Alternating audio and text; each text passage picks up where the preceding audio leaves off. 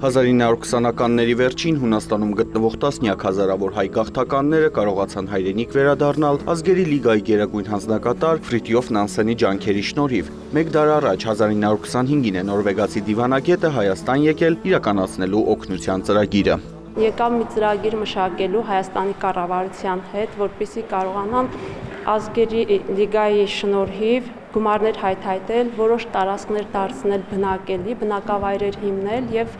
այդ տասնյակ հազարավոր հայ գաղթականներին բերել վերաբնակեցնել։ Պատմական այցի 100-ամյակին է նվիրված 100 տարի անց Ֆրիտյոֆ Նանսենի ոտնահետքերով ծրագիրը, որի գաղափարը եղել է նախորդ տարվանից։ Ֆելիքս Բաղչունյանը մի այսպես մեծ հավակնոտ ծրագիր որոշեց կյանքի կոչել։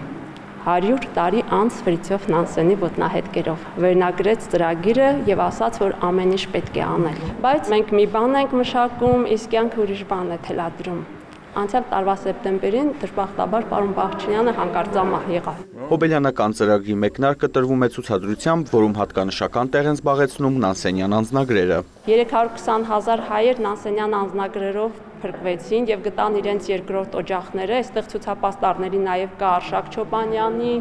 ինչպես նաեւ Վահրամ Թորգոմյանի, մեր հայտնի մտավորականների անձնագրերը։ Ծրագրի շրջանակում Ֆրիտյոֆ Նանսեն ինստիտուտի եւ Պաուլս միջազգային հրատարակչության գործակցությամբ հրատարակվել է Կովկասով դեպի Վոլգա թարգմանված գիրքը, որում Նանսենը նկարագրել է Հայաստան, Վրաստան, Դաղստան եւ Ռուսաստան իր այցելությունները։